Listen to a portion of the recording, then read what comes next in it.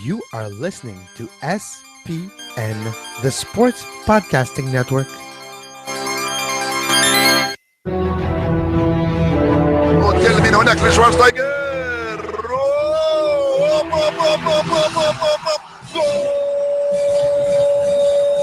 Va a pegarle Ronaldinho Gaucho. Ya lo hace. Pierna derecha, directo al arco. ¡Golazo!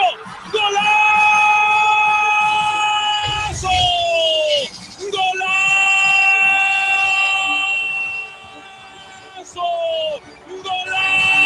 This is Soccer Today, live on SPN Radio, your new live show about the beautiful game in all its glory, with Duane, Rollins and Kevin Laramee. MLS, EPL, La Liga, Champions League, all is fair game. Powered by the Sports Podcasting Network. Visit us at sportspodcastingnetwork.com. Happy MLS 2017 Eve. I guess it's the day of the Eve, but yeah, you know what I'm talking about, Kevin. Kevin Laramee in Montreal. I'm in Toronto. How you doing, Kevin? Doing pretty good, Duane. I had that feeling just a few months ago, just before Christmas, and close to the same feeling, or more the realization that the calendar is going to just unravel in front of my eyes, and then it's going to be December. That's the first thing I'll know. Starts tomorrow. There you go. Yeah, it's in the past, we used to always joke we in Toronto because of TFC's history, you know, the old chant, here we go, here we go. We'd be like, here we go. Oh, God, here we go, and start weeping. But no, it seems like a little more exciting this year. Gonna do another adventure. Every year there's a new storylines. We don't quite ever know where Major League Soccer is going, which is why we have all these preview weeks like we're having right now, where we get to see how foolish we were when we look back upon them. Charles Boehm is going to join us a little later in the show to preview the Western Conference. But first, Kevin, actually before that, I know this is a soccer show, but can I break a little rugby news just really just for what's and giggles? Go ahead. You good with that? I'm good with that. It's related to football, rugby. No, it's a ball, and they're playing with their foot. So.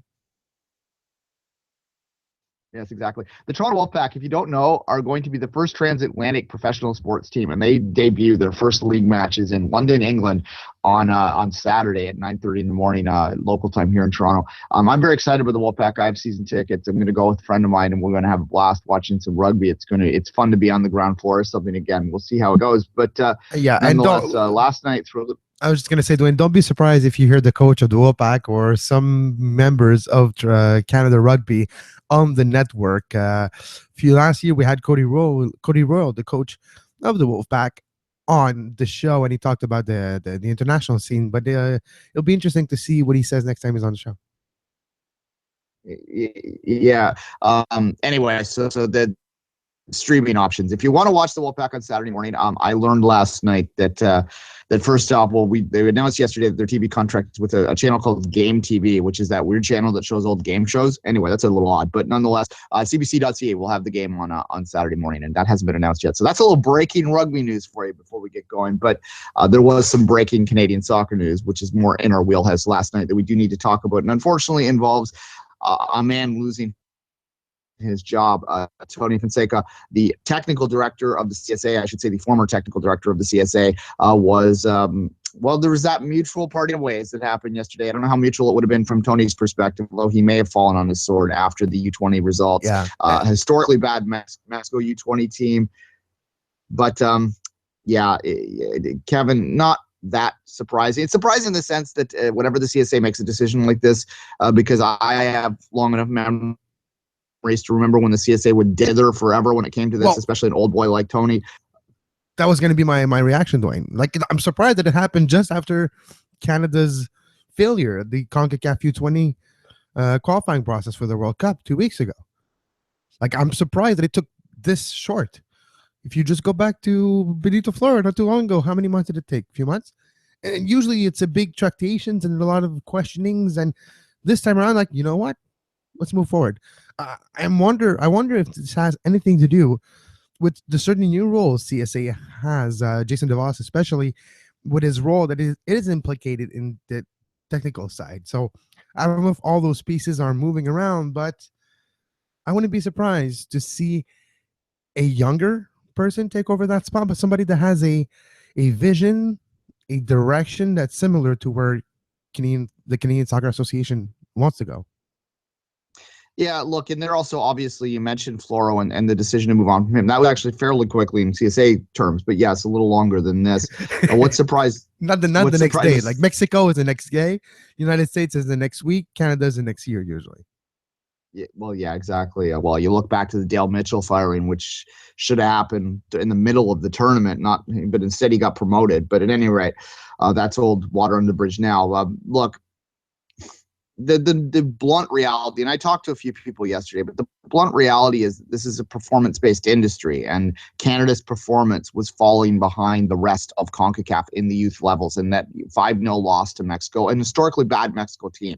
They lost to the U.S. for the first time in 20 years, so they weren't a good Mexico team, and to lose 5-0 and then have the U.S. then beat them, I mean, it's not quite a dominoes game where one equals the other, but kind of it is too, and that was just a little too much to do. And the surprising thing, Kevin, was that it happened before the U17s. But I think that I don't think we should get our hopes up on the U17 side. Is what I'm going to say right now, because obviously it would be a product of his direction. And look, I hate to be harsh about someone, but the results just weren't there to justify a continuation. And with the hiring of a head coach ongoing right now, it's a perfect opportunity to do a 2-for-1 swap, eh?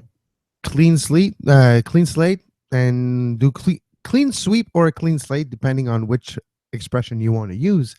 But if you have the U20 position open, what some soccer association does in the world, Duane, is they hire the first team head coach, and the first team head coach, with his direction, his knowledge, and his network of contacts, gets people in his staff to take care of the rest, to have the same direction, the same project going forward, the same direction, the same type of formation, of instinct, of training sessions. And that could be the case for the Canadian Soccer Association in the next few months. Whenever the first team head coach is named, maybe the rest of the staff will follow. Yeah, look, and we're focusing as we're apt to do on the elite, the top level, but obviously the technical director has a responsibility that goes down to the grassroots. And as you mentioned, DeVos there before, already in that role, which sees him reaching out to the grassroots sort of person. The natural speculation is whether DeVos might take that role. I would hope that the CSA will keep Jason in the same kind of position that he's in now, because believe that. Yeah, for now. Yeah, well, I like the idea of having someone whose primary responsibility is education at the grassroots, that doesn't have to get the hands dirty, so to speak, at a technical level. And not that Jason couldn't do that, but he's a UEFA trained manager at this point. He certainly could. But I just like the opportunity, and I advocated for Jason DeVos to take that position before it was even a position that existed. So I like to keep him there, and I, as you said, I would rather them make the hire at the national team manager position, and then have that national team manager involved in the choice of the next TD. You have Jason that can sort of fill in as an interim in the meantime if you need that. Quickly, Kevin, the other side of it too, we talked about the elite side, but there's also, I have his press release, the initial press release when he was hired up, and I'm reading some of the things that was his responsibility. And, it says he's in charge of setting all visions of setting a vision for all aspects of the game, including coach education, long-term player development, elite player development, and all other technical related or sport-specific initiatives. We still don't really have coach education and on a wide level. That's something that a lot of people in the Canadian soccer scene are very critical of, that the CSA doesn't really have a coaching program that's beyond sort of take our programs.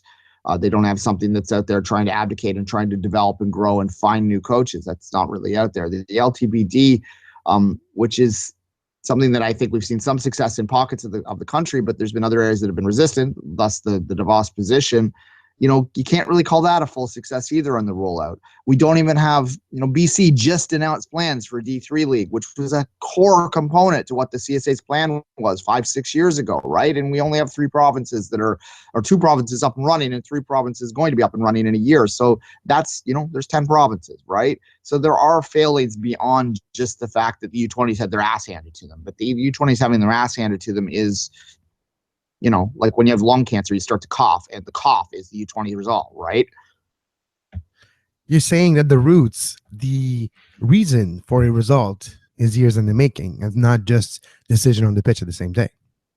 Yeah, exactly. I mean, stuff can happen in a cycle. And if this was isolated, if we had, if the U20s lose 5-0 this time, but they had done well in the past, and we were developing professionals across the board, and we had, 7 vibrant D3 leagues across the country, then he's probably still has a job, Kevin. That's not the case. And it's never been the case. And will it ever be? I don't know. Hopefully. Exactly. Hope. Exactly. Well, that's what I'm clanging on. Hope. Start of my life. Well, look, I think that if you look at what has been successful in Canadian soccer over the past on a technical level, and there has been some successes, but what has been successful over the past few years has been the women's program, which kind of operates on its own. And that's always been the case. Like John Herdman is essentially the TD of the women's program. They don't really operate within the system, and that's a problem unto its own. But nonetheless, in terms of their own success, it's working pretty successfully. And the other area that we're seeing some success is in places like Ontario with League One, and with private academies like Sigma sort of springing up and taking the ball and running with it. But this is all sort of like organic growth that's happening without the direction from above. And what we need at this time, I think, is the Canadian Soccer Association to really step up and get into areas of this country which are completely underserved and are still sort of floundering in the area and the era, I should say, that existed prior to MLS coming in. That's why we're not taking full advantage of this. Is because the whole system isn't on the same page right now. The system needs someone that has a strong hand and that is going to be respected. And look, Fonseca had a resume. He played for Portugal. He played for Benfica. So it's not like he didn't have some chops in this game, but he was in Canada for so long, and for so long, and was so part of the sort of the scene that I think he was just viewed as an old boy rather than who he was before he came here. And I think that was part of the problem, because I think you need to bring someone in. I really do think that they need to bring someone from outside this system in to put a shock into this system for the next hire. Just to make everybody realize, is that how you've been doing things? Really? No. The entire world, or at least where I'm from, we're now this part of the world, in the world of soccer. We're this part of technical, tactical, athletic direction. So no, hopefully it's the sign, though, that the CSA is aligning all their decisions to make sense. And the fact that now there's 2 opening, not the top 2, but close to it. So U23, we're not talking about U23. We're talking about the first team open, and U20 makes a lot of sense when you want to, like you meant, to bring a shock. If you bring, like you meant, one head coach, but his entire staff too, that takes over the managing side of that team, it would shock the program. Yeah, it would. Yeah. I maintain that we should look to Spain. We should look to Italy. Someone young, someone ambitious, someone that really wants to make their mark, that's willing to come over here and sort of start a life in this country from scratch, but that has experience working at a high level in those countries. And I picked those countries because of the success they had. They don't have to be from there. I wouldn't restrict the search, but I would look for that type of architect, right? That's the kind of personality that I'm looking for. All right, Kevin, any final thoughts on this before we take a break and have some bits and bytes before Charles comes on? Nope. Let's take a break.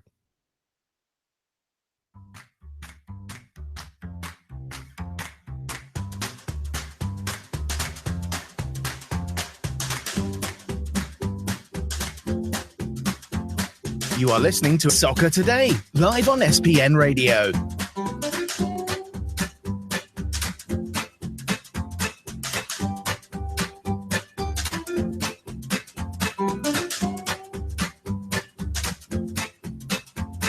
Visit sportspodcastingnetwork.com for more. And welcome back. 2 days, man. 2 days. Actually, not even 2 days. Like, it's like 1 day. 36. Not even 36 hours. It's like, yeah, close. Yeah, 36 hours. Yeah, I believe it's 8:30 Eastern time is when the game kicks off. I'll have to verify that so that I can get my workout in and still see the game. So 34 hours. I missed 34. 34. There you go. I love the Friday night games. I always did, and it kept me honest on the weekends too.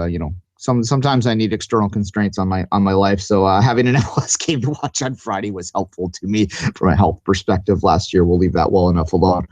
What we shouldn't leave well enough alone is the massive success that still continues to be seen in Atlanta, where they surpassed a barrier this week. They will have 50,000 people at their first game. We've talked a lot about Atlanta to the point that I think there's a lot of people having Atlanta pushback now. I'm starting to think that they're going to be, how Seattle's a bit.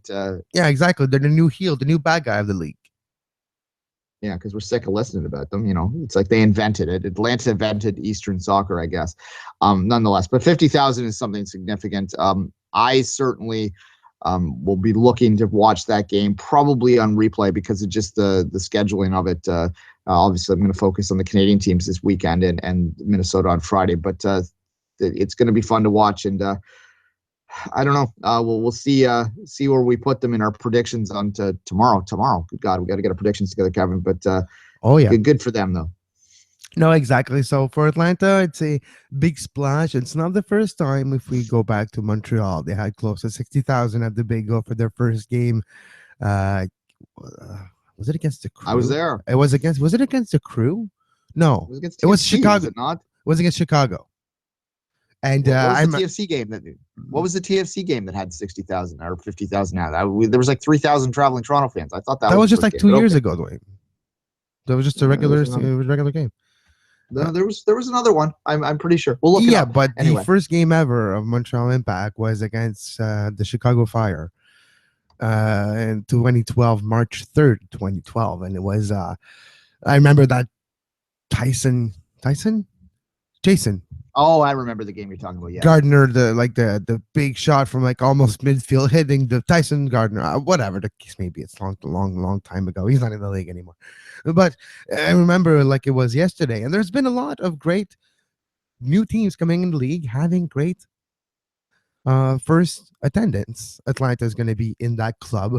Orlando is one of those. So we'll see if they can maintain that. We know there's over 27,000, and by the time we're talking about right now, it's probably over 30,000 season tickets sold. So the bar is set high. Like their number of season ticket is higher than almost all the league's average of attendance. So it will be very, very important for Atlanta to give a good show in the first game to make sure that majority of those 50,000 would want to come back. Fair enough. And by the way, I wasn't that far off. I was thinking about Montreal's second ever home game, which was against TFC. Exactly. April 7th, 2012. I was there. Then you had the Beckham game where it was like another 58,000. Yeah, I don't remember whether it was a full house. I do remember the look on the face of all the Impact fans in the section directly beside the 3,000 or so traveling TFC fans when they first heard the Tic Tac chant. I don't know whether they were impressed by the fact that we were swearing in both languages or whether they were appalled. I can't really tell, Kevin, but that was a while ago now, and there's been a lot more history in that rivalry since, including the Eastern Conference. Yes, it's fine. You don't have to mention every show, Dwayne.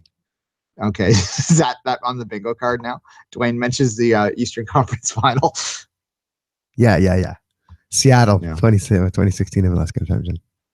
Oh, well, yeah, they didn't get a shot on goal. All right, moving on. Look, quick mention on the She Believes Cup and on Canada winning their game against Denmark yesterday. I guess I didn't get to see the Denmark game because, well, I didn't want to get a VPN from Denmark and find some dodgy stream, but nonetheless, they did win 1-0 with a late goal. Yeah. What more we could say? We could not watch that game, but Canada got a result. It's the Algarve Cup, like you mentioned, maybe not at the level where it used to be, where it used to be one of the biggest preseason tournament in the women's game. Algarve now is maybe on equal footing, if not A2, like the tournament number A2. So maybe, well, because the US is not there, right? You want those two to be in the same tournament. Well, or Germany. Or Germany or France, Sweden. You want to see those up-and-coming teams from Europe with the powerhouse of North America be together. And Mexico as well, because you have the geographical rivalry. So That's why it's like it's fun, it's great. But the fact that the two tournaments are always separated, and before it was Cyprus and Algarve, so we had the same problem before too. Yeah, well, Cyprus it still exists, and it's kind of become the C tournament. I mean, the She Believes Cup is really the USSF trying to control its own revenues and get some big crowds in there to watch the U.S. women's national team. So it's really a money grab, for lack of a better way to put it. But I don't begrudge them that, because women's football does need to get those as much as they can. I would think if you're going to have that and I was talking on Twitter the other day that I'd like to see them expanded if they're going to continue, but only have it in the dark years. So by that, I mean the non-Olympic and the non-World Cup years. So you have these 2 seasons in a row where you don't have a major international competition. So it'd be nice if they want to have something that's a financial grab, to have this She Believes Cup, and it's a terrible name, but whatever. Well, you're right. It's a little too something. Well, yes, but it's there for a reason too. The charity aspect and the I don't know how to pinpoint the name of it, but it's to empower and to give confidence to young children. Sure. So there's that aspect of the charity work that is involved with the preseason tournament, which gives people clear conscience about the money grab aspect of the tournament, I guess. There you go. Anyway, I would expand it real quickly. I would put the top 8 teams in the world, put them into 2 pools and have a little round robin and then play a final. That's what I do with some prize money attached to it, because women's football needs more of that. But I think the U.S. is happy to sort of keep it in a 4-team round robin where they can control most of the revenues themselves. All right. The U.S. won as well, by the way, and as well as France. France beat England 2-1 in the first game of that tournament. Canada has to be the favorite in Algarve. That's something to build confidence on. It's going to be the highlight of their season. They announced 2 games. We didn't actually say these. There will be a game in Toronto and Winnipeg in the spring or late spring. It's in June. So get out and support them. They're playing in the Costa winter. Rica, so In the winter in Winnipeg. Maybe Winterpeg. Well, right. June in Winnipeg is what? It's right now where we are. Pretty much. Yeah, it turned cold here the other day. All right, this one, I'm going to let you speak to this. Jack Mack, he got released by Portland the other day, yesterday. So I was a little surprised to see this. What the hell does this mean for his career? Division 2. Maybe that's what it means. Maybe he needs to take a very big step back before moving forward. Jack Mack is a player that had great moments in MLS. Not necessarily in the last 2 years, but in the 3 years before that, he did. Just maybe a few months after his trip to Montreal, it's where it all went awry. But I would pinpoint it even a year before. I would pinpoint it to the Gold Cup, where it was selected and didn't play. And he was on the hottest streak of his career. 12 out of 13. When Marco Revallo was killing it in MLS, Jack Mack was killing it too for the Philadelphia Union back then.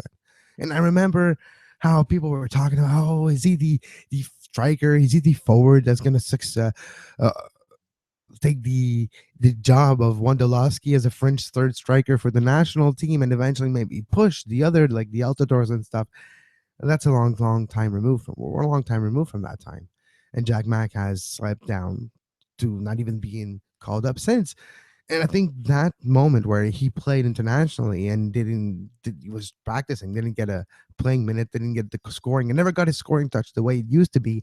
And he used to score in bunches. And even with Montreal, he scored 6 goals in a very short period of time. And we thought it was going to start again. But then there's a lot of off the pitch, more trying to get accustomed to a new style of play, to play differently. Jack Mack has a very specific set of skills, and to use them, it's almost a perfect storm to get him to work perfectly, and then he's going to score in a bunch.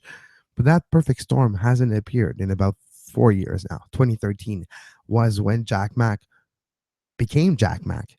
So what does it say now for his career? A Division 2 NASL or USL probably will be his destination. I wouldn't be surprised to see a team like the Deltas who need a quote-unquote name, and on the NASL and USL Division 2 level, Jack Mack is a name. So it's former U.S. international Jack Mack. You can use it. He was there.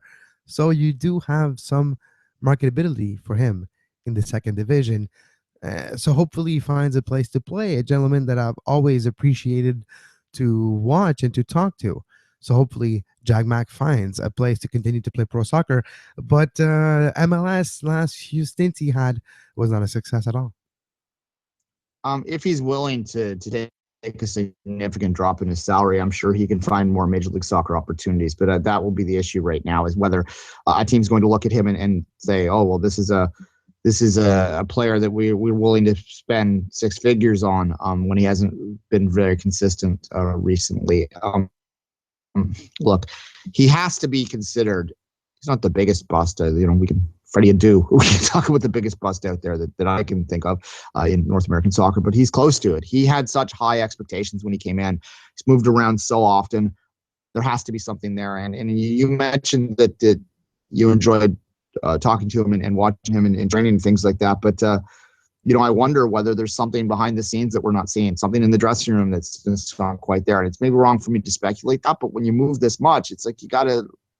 And there is goal scoring there. There is history there. If teams are willing to move on from that commodity of goal scoring so quickly, then what else is happening? And that's the question I have with him. But as you say, what I tried to express, and maybe I didn't put it in the right words, is lack of adaptability to a different way than he would do things on the pitch, on the runs, on. So when you play in an evolving league, where the year was in 2013, 2014 to where the league is right now, Duane, tactically speaking, and the way the league is played, there's a big difference. And your advantage of having higher technical skills has been surpassed over the last few years by the amount of work, quote unquote, mixed with tactics that overcomes talent. Is it a case of not working hard? I've always heard that Jagmac was working hard. So it's not necessarily the amount of work and the amount of work rate, if you want to put it that way, that he does put in. But sometimes you do things one way, even though you might believe it's the right way, the output never comes out of it and has to change it. I'm not saying it's a lack of effort or motivation. No, not at all. Even if good intentions are there, sometimes you have to be open to how somebody else do soccer. You're basically saying that he's soccer dumb, that he doesn't have a tactical brain, and there's a lot of just maybe he doesn't adapt that description. He doesn't adapt necessarily the best way. That's how I put it. And the more you move, the more you lose your sense of feeling, of grip, of belonging, and of having confidence in you. And it's all those mixed together, and never really had a chance to blossom like it did in his heyday in Philly and the few good weeks he had in Montreal. All right. If you heard an explosion yesterday in Denver, in Colorado, what you were hearing was the head of Tinfoil Ted blowing up with this following news. Mexico is considering eliminating Profile to go to more of a not single entity, but go to a single table, a closed system, because they feel, drum roll please, that it is more financially viable and can create stability to allow the growth of those clubs a little bit more. So I don't want to go in a single entity for Mexico hashtag. I don't know, but that this story amused the hell out of me when I saw it yesterday, Kevin. As we've said before, it is more likely that countries that have Pro-Well will get rid of it than the U.S. and Canada will add it, just because of the financial restrictions or restraints or problems as before, Kevin. You know what? Until there's 40, 60, 70 billionaires willing to start team and to go through the relegation promotion system to have a team in MLS, we're not going to have a promotion relegation in North America. So it's that simple. Until we have like a bunch of millionaires and billionaires who are willing to become soccer owners, and people find a way to do it because the money will be talking. Until that exists, money talks. Again, money talks. So money's not saying let's have money promotion relegation. Money's saying, look, this little single entity, or at least closed system aspect of it, might be more viable long term because there's might be less risk for each owner. Then you can actually maybe convince owners easier, and the easier you convince owners, the better experience, all that, and then become owners, and then the professional sports owners, and then their friends become too. So that's where it's all become easier with a closed system. Yeah, I know. I feel like I honestly believe, and if there's pro-rel proponents out there listening to this, I'm sure we have some. It's not that I don't like the system from a romantic level, as I've said many times before, I do, but I just fund the argument of the pro-rel truthers out there that it will create more investment. I think it will create less investment because the risk is higher. I don't think you're going to find billionaires jumping into Des Moines and starting teams with great academies. That's just, to me, that's just not going to happen. That's not realistic. The better way to try and break that is to have a stable system in which these billionaires can think that they can make money in the sport, and then because they want to win once they get there, then they create the infrastructure around it, which creates the next great players. And that's ultimately why I've always felt that in North America, where the sport is a risk and always will be at the club level, the idea of exposing yourself, exposing the Chicago Fire would be in the second tier right now. Chicago, you would not have a team in the third market in the United States. How is that helpful to the sport? Just because they weren't very good? It doesn't make sense. And I get, like, from a pure romantic blah, blah, blah level, of course I do, but it just doesn't make sense, guys. And look, if Mexico's looking at this, it just sort of underlines the idea that I'm saying. Yeah, true, Duane. And let's not forget one thing too. We all romanticize and look at the Premier League and, oh, how beautiful and crazy it is. Duane, you remember a time where there was no Premier League. Premier League was created as a new top flight in 1993, and that's where it all changed.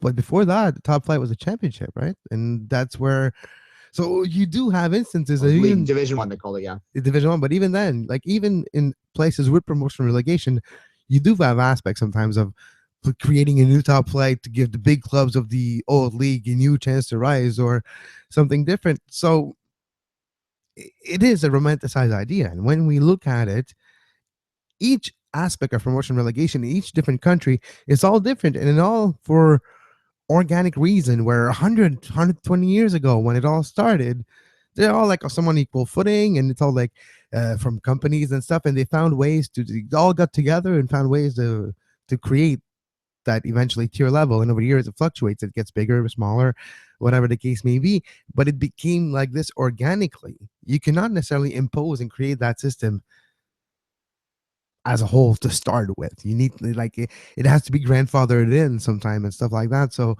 there's no easy way to do promotion relegation in the short and midterm. On the long term, the demand needs to come before the offer on that aspect. When you'll have 500 teams in Division 2, 3, 4, maybe then maybe you need to think about opening Division 1. Yeah.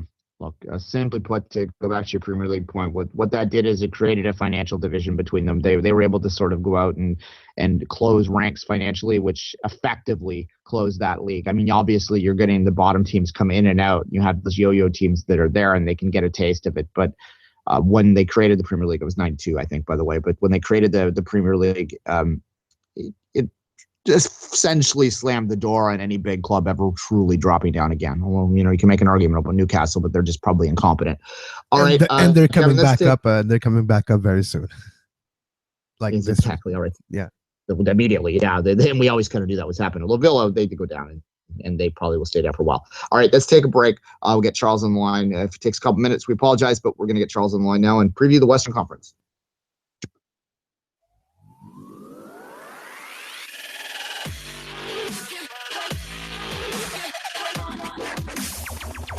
You're listening to Soccer Today on SPN Radio. You can find the on-demand version of this very show on iTunes, Stitcher, Feedburner, Podbay Player, Podbean, anywhere you get your podcasts under the Sports Podcasting Network feed.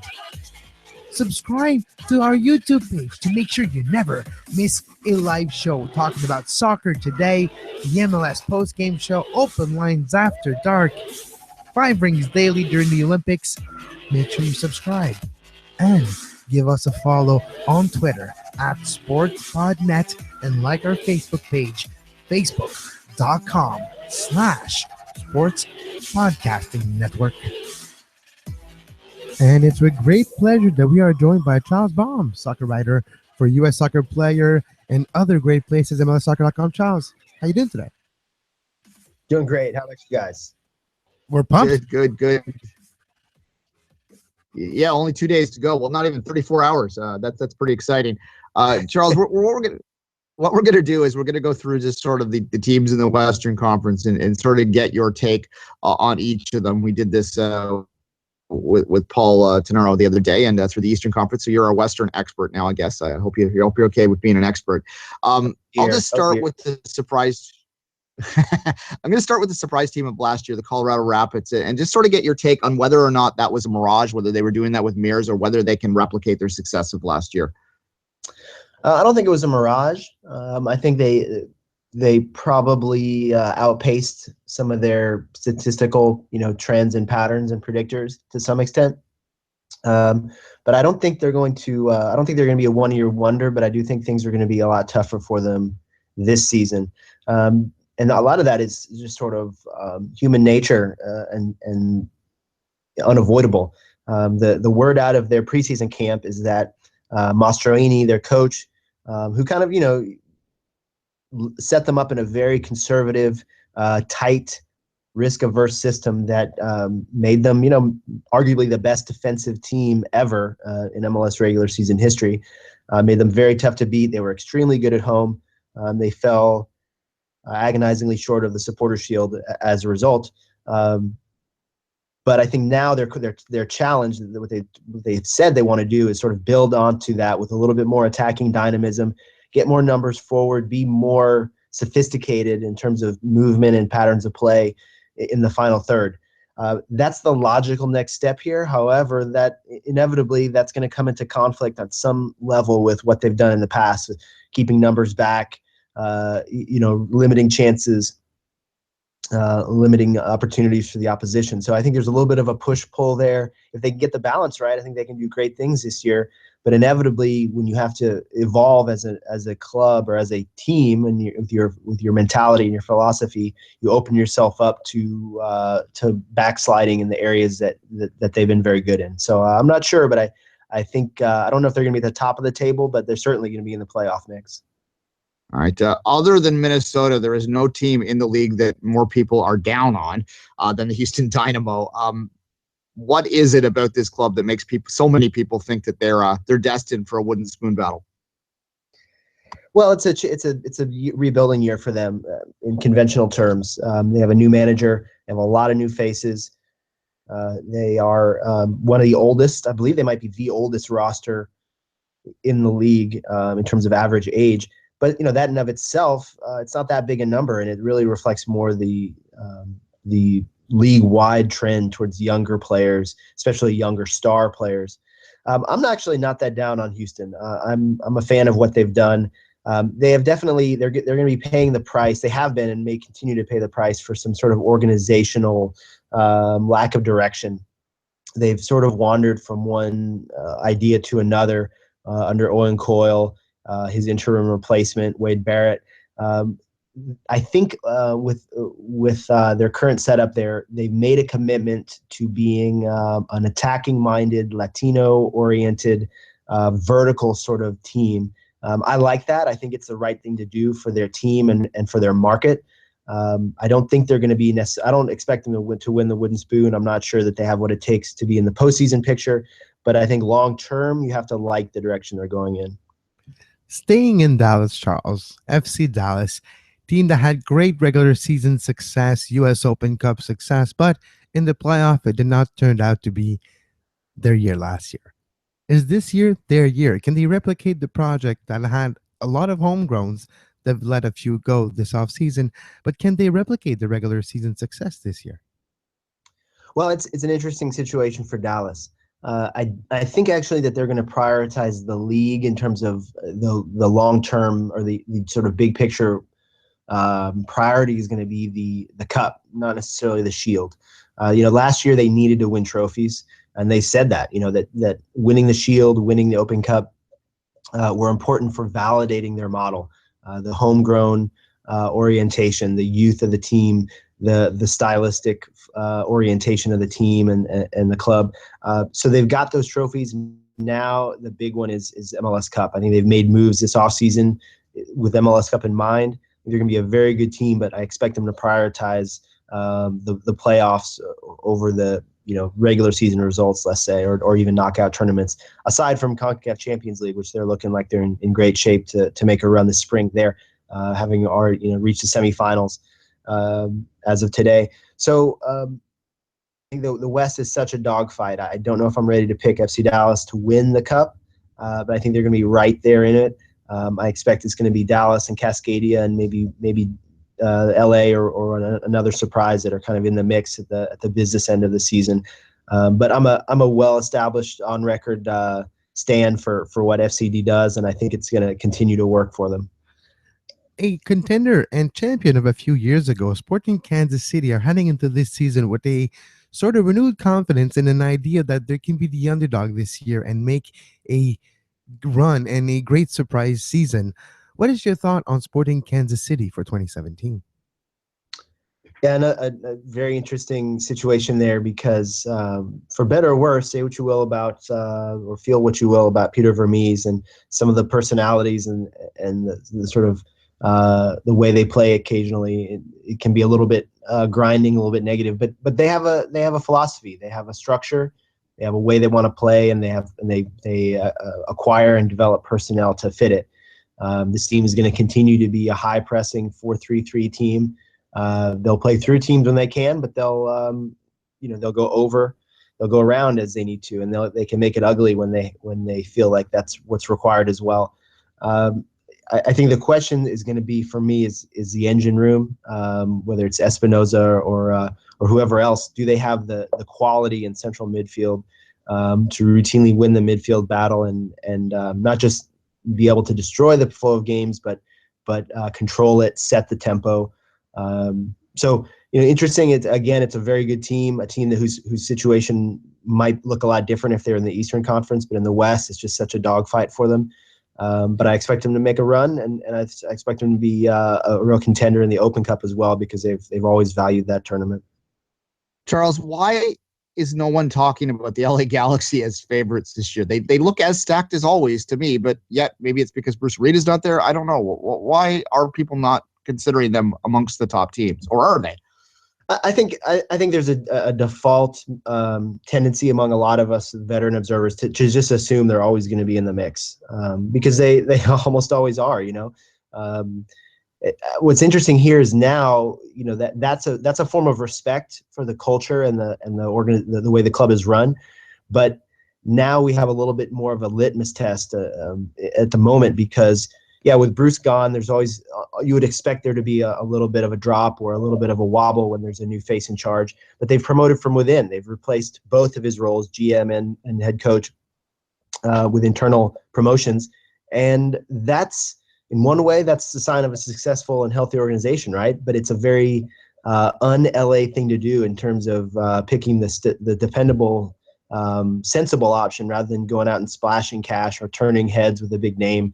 Trying to get someone that has that region's or that market's definition of star power. And quite frankly, I mean, Kurt Adolfo's earned this chance, I think, with the work he's done at Los Dos, their USL affiliate. But his track record as an MLS head coach is mixed, to say the least. So he has some things to prove, but maybe that's what he needs. Maybe that's what the club needs. Yeah, there's still plenty of talent, but there's also an evolution here from it being Robbie Keane's team to Gio Dos Santos' team. Is Gio ready to be the guy? Can he be a leader as well as a star? And is the locker room going to be right? Can Jelle Van Damme continue to do what he did? He was an insanely good pickup for them last year, one of the best defenders in the league. Can he maintain that level in his second season in the league? So there's a lot of questions, but if they even get a few of those questions right, certainly they're going to be in the picture at the end of the season too. All right, bad season, good season, bad season, good season, so on, so on, so on. That's kind of been the Portland Timbers model. They didn't make the playoffs last year. Is it a good season? Yeah, I mean, we've got to look at this feast or famine trend line they built, right, and say this is a year they go deep. I'm also generally a fan of Caleb Porter and what he's done. I'm interested to see, sort of how he balances that. His long running sort of thing in MLS as an MLS coach has been, he's got an angel and a devil on each shoulder, and one tells him to be direct and conservative and reactive tactically to get results, and the other one the angel's telling him to get the ball down and play and ping the ball around and death by 1,000 passes like we saw in his Akron college dynasty. I think his challenge is to find the balance there. Talent-wise, their front six is outstanding. I mean, Sebastian Blanco is a great signing. I think Guzman, the Costa Rican they brought in as a defensive midfielder, is going to be a good signing as well. So they've got to get the mix. They've got to try and keep that sort of interesting group of personalities on the same page and keep them all at a relatively consistent level. But I think they're going to be for sure a contender as well.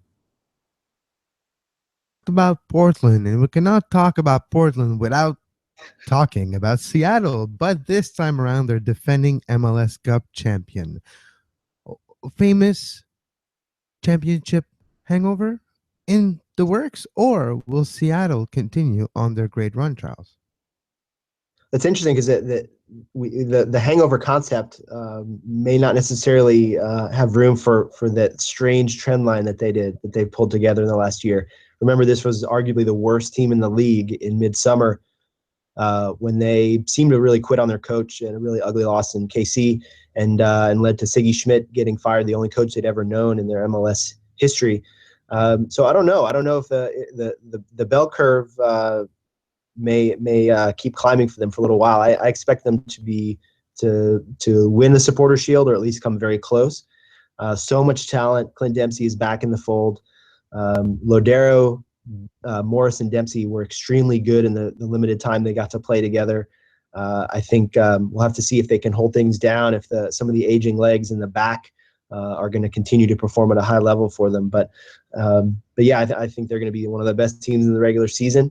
However, the system by design makes it very hard for teams to defend the cup. So I think that may be a bridge too far, but we'll see. I'm sure they'll be in the playoffs. Now we'll go down the coast a little bit. We'll stop in Northern California, San Jose. And Charles, a team that used to be good on even years and bad on odd years. And now it's been a few years since they were at the level they used to be. Goonies have been struggling lately. What is 2017 for San Jose with their new stadium now been open for over a year? What is your thought on San Jose, the Quakes? Yeah, I don't know. It's interesting to hear you mention the Goonies era. They had such a clear identity back then, and maybe it was all influenced by playing at that sort of overgrown college stadium at Buckshaw, being a very direct team with big bruisers, the Bash Bros up top. I think they've lost that, and I don't know that they've necessarily replaced it with anything at the new place. The new stadium's gorgeous. They've gone out and made some good signings, at least some promising signings this winter. They have a fair amount of talent on the roster. I just don't know what this team's identity is, and I think now it's strange to say this, but Dom Kinnear, one of the most successful coaches in the league's history, has to prove himself here. I mean, he's had a few down years now.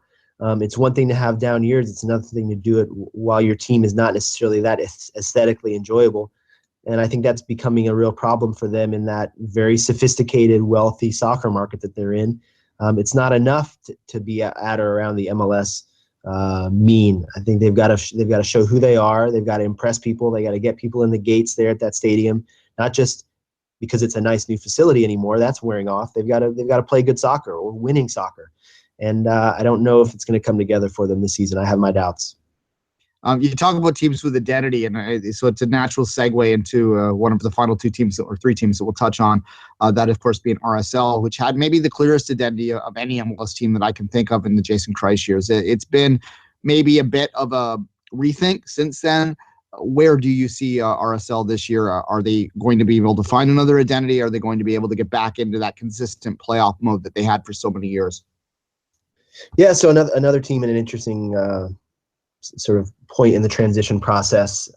They renewed the contract of their coach, Jeff Cassar, who's been around the organization a long time, mostly as an assistant, but they didn't do it in resounding fashion. They gave him a 1-year extension. So he is clearly on the hot seat. I would say he's certainly on the in that job evaluation period that anybody has experienced in their job, most likely. I love the Rusnak signing. They had a hole open up at playmaker when their veteran Morales left. They went out and got a very talented kid, the Slovak international, to fill it. But again, this is a team that left behind the diamond midfield and the possession savvy of the Jason Kreis years, and wanted to be add a little bit more directness to it and be better in clutch situations and all that sort of stuff. And they haven't really gotten there. This is a team I think is too reactive. I think what the old identity is as much as you could ask for. I thought they maybe departed from it a little bit too much last year. So I think there are going to be some fun games to watch at the Riot. I think it's going to be an interesting team that's going to entertain some neutrals, but I don't think they're going to be in the mix for honors. Sorry, go ahead. Sorry, Kevin. Kevin and I tripping over each other. That's okay, though. Minnesota is a team that obviously is starting their expansion here. Charles, I have a friendly wager with the 55-1 guys. 24.5 points. I took the under. Was that a 10 points? Do I remember that right? I said 9.5. We were asking for hot takes. What do you want out of me? Yes. Yeah, that's a sizzler. Yeah, there you go. If that one's right, I'm going to retweet that one in September. No offense. All right. Yeah. What are your thoughts on Minnesota? Yeah, you will be insufferable if that proves to be the case, and rightly so. I think they're going to do better than that. I don't think they're going to make the postseason, but I think we're going to see, in terms of Atlanta United, their expansion brother, and I think Atlanta may have done enough to sort of overcome the pretty commanding, fearsome track record for expansion clubs in this league. I think Atlanta may be able to dodge that history. I don't see Minnesota doing it, and that's okay. The expansion years are full of highs, and lows. They tend to be emotional roller coasters. I expect that to be the same in Minnesota. We've got great fans. I think you're going to have a great time. It's been such a long road for them to get here, but it's going to be a real tough task for them to be consistent enough in a very competitive conference. So I think they're going to be somewhere around somewhere between here and their predictions. I don't think it's going to be a historically awful season. And nowadays in MLS, you can go out and make moves in a way that maybe they couldn't or wouldn't. Teams couldn't or wouldn't in past years. But if things aren't working, they've got designated player spots and they've probably got some money set aside to make big moves in the summer window. But I think they'll have fun and end up looking a lot like Orlando did in their first year. Competitive, interesting product on the field. A lot of joy for their fans, but not a playoff team. The last team that we want to preview with you, Charles, the Vancouver Whitecaps, and the narrative of the offseason. That's for last, right? Exactly. And the narratives have changed in the last 2 weeks. Before, there was a pre-Montero and Breccia era in Vancouver where everybody was questioning the lack of impactful signing. Now with those two roster moves, did Vancouver do enough to correct their terrible 2016 season? Well, Vancouver is one of the toughest teams I've found, maybe even since I've been in this league, to predict. I like Vancouver in general. I like Paul Robinson. I like what he does as a manager. I'm a little, the Breck move was interesting, and I could get my head around it, but then to go out and get yet another typically wide player in Rosales. He's a great guy, great locker room piece and everything, but now they are just absolutely packed, maybe overly packed with options for those attacking spots. It's hard to see. I know Rob work with some different formations and is pragmatic in that regard, but this looks more like a 4-2-3-1 team, I think, than ever, with so many guys that can play various roles in that front four. As you mentioned, Montero is key for them. I think a lot's going to hinge on how he does this season. But given his experience and his sort of natural finishing talents, I think it's going to work out for him. The question is going to be, can Lava be the guy who protects the back four? Can the back four be more consistent and make better decisions? I mean, Kendall Wasson is a dominating first 11 caliber defender on his day, but he's made some really bad decisions, especially last season. And we'll have to see if he can sort of smooth out those rough edges. But I like Vancouver, and I think given the Cascadian team's trends lately, the Cascadian clubs have won the last two MLS Cups, and I actually think Vancouver will be in the mix for the Cup this year. Well, there's bold prediction. That's your hot take for the day. Charles, consistently have you on here. What's your thoughts on the game tonight, the second leg tonight? Oof. I think Vancouver gets it done. I think they're looking at a real tough task in the next round. I think it's going to be a bear of a semifinal for whichever team advances out of this Red Bulls Whitecaps series. But given everything that's happening in Red Bulls land right now, they're in the shift to this new formation. They're overcoming some sort of front office upheaval with Hamlet in and Hamlet up and Curtis out. I just don't know what I'm going to get from New York right now, which is not something I would have said about them just a few months ago. So I think Vancouver does enough, although I'm not certain they're going to be particularly overwhelming with today's performance. I think they do just enough to get through. All right, we will give you the opportunity, or you can run from it if you wish, I guess, that everyone we've had on so far, we've asked for the MLS Cup final, the winner, and who the MVP is. So what's your thoughts? Yeah, it's funny. Earlier this morning, I was just on another appearance with soccer down here, so the good folks in Atlanta. And I said, and I'll say it again here, nobody should expect consistency from me in my MLS Cup picks in March. I may well give people different answers on different days, but today I'm feeling like I think Toronto FC is going to be back there. I'm not sure they're going to win the Cup. I'm not ready to predict the winner. I think TFC's run last year prepared them. Gave them the fire and the experience to go and get back there again and climb the mountain again. I'm less sure about the West, but I think it's going to be a Cascadian team in the final. Okay, Charles, just for the sake, everyone we've asked so far has picked a Canadian team in the MLS Cup final out of the East. There's one that picked the Impact, but the others have all picked Toronto, so it's pretty consistent there. And I think that TFC has to be the Sports Shield favorite based on a lot of factor in the East. In fact, a lot of the teams that traditionally go off the Shield seem to be gearing up to playoffs instead. So we'll see. Anything you want to promote before we say goodbye? Yeah, guys, think about an all-Canadian MLS Cup final, huh? I would love that. ESPN especially, yeah. You also get the 20-minute sit-down profiles on Canadian Soccer Jesus. I'll be happy. But hey, folks can check me out on Twitter at CBOEHM. That's a good place to see where my work, whatever I'm flogging at the moment, I've been working on, and MLSsoccer.com, USSoccerplayers.com, Soccer.com, 442.com occasionally as well. So thanks to everybody, and thanks for having me on, guys. All right, for 3 hours. We'll talk soon, Charles. Thanks again. Cheers, guys. Enjoy the opening weekend.